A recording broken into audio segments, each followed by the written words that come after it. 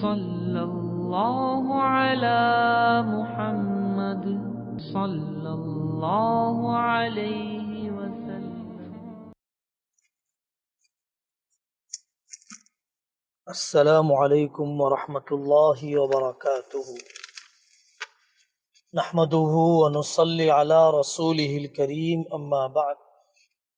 اعوذ باللہ من الشیطان الرجیم. بسم اللہ الرحمن الرحیم. وَيَذْكُرُ اسْمَ اللَّهِ فِي أَيَّامٍ مَّعْلُومَاتٍ. وقال رسول اللہ صلی اللہ علیہ وسلم: وَلَا الْجِهَادُ إِلَّا رَجُلٌ خَرَجَ يُخَاطِرُ بِنَفْسِهِ وَمَالِهِ فَلَمْ يَرْجِعْ، او کما قال علیہ الصلاۃ والسلام. کچھ ہی دن میں ذوالحجہ کا مہینہ، اسلامی کیلنڈر کا آخری مہینہ، حج کا مہینہ شروع ہونے والا ہے.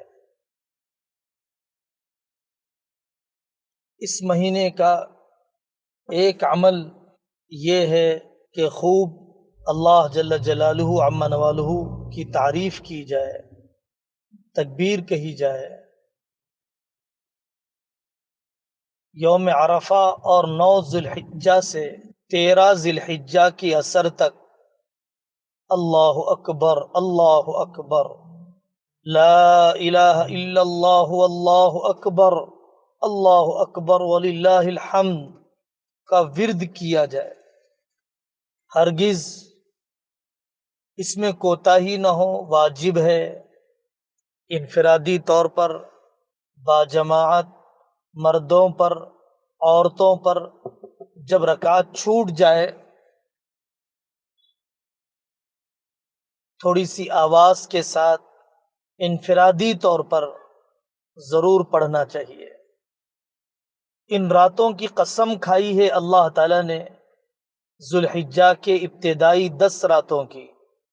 والفجر ولیال عشر، چاند دکھنے کے بعد سے لے کر عید کی رات تک ایک ایک رات شب قدر کے برابر، اور ایک ایک دن ایک ایک سال کے برابر تہجد کا اہتمام ہو.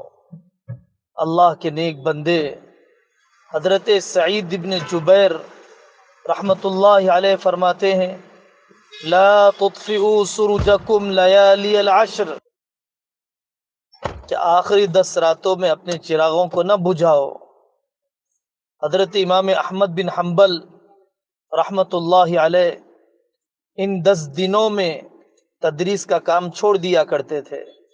حافظ ابن عساکر رحمۃ اللہ علیہ رمضان کے آخری عشرے کی طرح ذوالحجہ کے 10 دنوں میں اعتکاف فرما لیا کرتے تھے.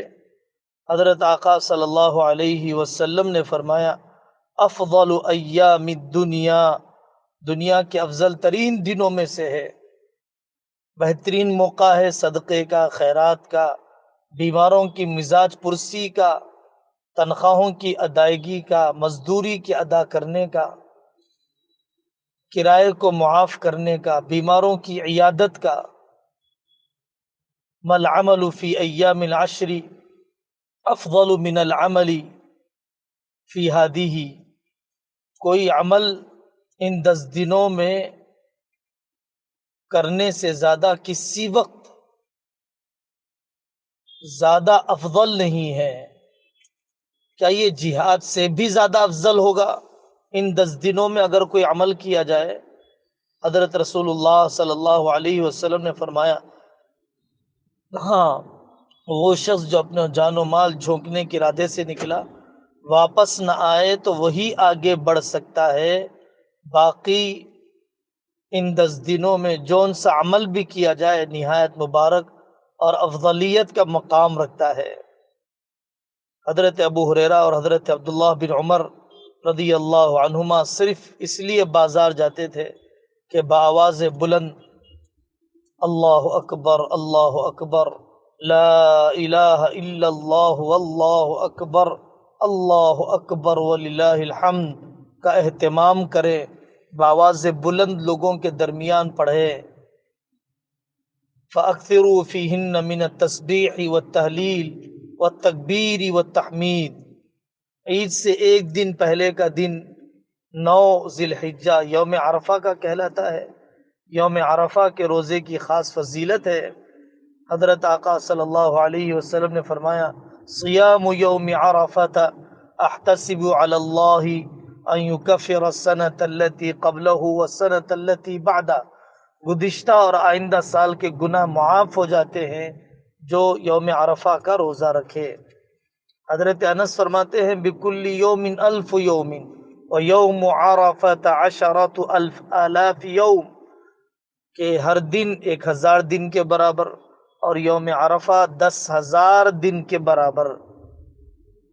یوم عرفہ کے روزے کا بطور خاص اہتمام کرنے کی کوشش ہونا چاہیے۔ جن حضرات پر قربانی واجب ہے یا قربانی کا ارادہ ہے فلا یأخذن شعرا ولا یقلمن ظفرا، تو انہیں چاہیے کہ وہ اپنا بال بھی نہ کاٹے اور ناخن بھی نہ کاٹے۔ اگر قربانی کا ارادہ ہے، یہ مستحب عمل ہے، بال بہت زیادہ بڑے ہو گئے سر کے، مونچھ کے، یا ناخن بہت زیادہ بھدے ہو گئے، تکلیف دہ ہو گئے تو کاٹ سکتے ہیں، لیکن مستحب عمل یہ بتلایا گیا ہے۔ تکبیر تشریق اور ذکر کی کثرت، قربانی کا عمل، راتوں کی تہجد اور دن کا روزہ، اسی طریقے سے انہی دنوں میں حج کا وہ عمل بھی پیش آتا ہے جب حاجی لبیک اللہم لبیک لبیک لا شریک لک لبیک ان الحمد والنعمت لک والملک لا شریک لک، حج کا عمل ہوتا ہے۔ واقعی طبیعت مچل جاتی ہے، روح بے قرار ہو جاتی ہے، اور اس وبا کے دور میں نہ جانے کتنے لوگوں کا نام قرعے میں آ چکا، انتظامات ہو چکے، پیسے جمع کر دیے گئے، لیکن اس کے باوجود بھی موقع نہیں مل رہا ہے۔ مقام پر رہتے ہوئے وہ اعمال کیے جاتے ہیں کہ جس کا ثواب مقبول حج کے برابر ہے۔ سب سے پہلا عمل اشراق کی نماز، اشراق کی 2 رکعت مقبول حج اور عمرے کے برابر۔ اور بعض روایتوں اور اکابر کے ملفوظات کا خلاصہ، ماں باپ کی خدمت اور ان کا دیدار اور زیارت، یہ مقبول حج کے برابر۔ علم حاصل کرنے کے ارادے سے مسجد کی طرف باوضو جانا، اللہ تعالیٰ اس پر مقبول حج اور عمرے کا ثواب عطا فرماتے ہیں۔ یہ حج کا ثواب حاصل کرنا مقام پر رہ کر ہمارے بس میں ہے، یہ فضلی ہے۔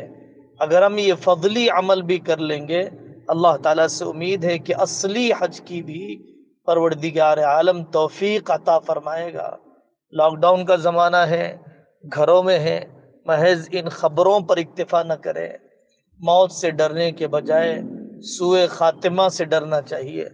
سوء خاتمہ کا مطلب یہ ہے کہ ایمانیات کے بارے میں شک پیدا ہو گیا، موت کے وقت کسی چیز کی محبت غالب آ گئی، کسی گناہ کی، کسی لیلا کی، کسی شراب کی۔ اب آدمی روح کے نکلنے کے وقت شک میں دنیا سے چلا گیا، یا کسی اللہ کے غیر کی محبت میں الجھ کر چلا گیا۔ یہ ہے ایمان والی موت سے محروم دنیا سے جانا۔ حدیثوں میں کہا گیا لا تعجبوا بعمل عامل حتی تنظروا بما یختم له، کسی عمل کرنے والے کے عمل پر تعجب اور حیرت نہ کرو یہاں تک کہ یہ دیکھ لو کہ اس کا خاتمہ کس پر ہوتا ہے۔ حضرت سفیان ثوری رحمۃ اللہ علیہ رویا کرتے تھے اخاف ان اکون فی الکتاب شقیہ، مجھے ڈر ہے کہ کہیں تقدیر کی کتاب میں مجھے بدبخت اور جہنمی لکھ دیا گیا ہو۔ اخاف ان اسلب الایمان عند الموت، مجھے اندیشہ ہے کہ کئی موت کے وقت میرا ایمان نہ چھین لیا جائے کسی کبیرہ گناہ کی وجہ سے۔ تو ہمارے لیے بہترین موقع ہے، رب سے دعا کرے فرصت دی ہے، عمل کی توفیق بھی دے دے، اور موت کا ڈر چھوڑ کر موت کی تیاری میں مصروف ہو۔ اللہ کرے کہ آنے والے دن میرے اور آپ کے علم اور عمل میں ترقی کا ذریعہ ہو جائے۔ وآخر دعوانا ان الحمد للہ رب العالمین۔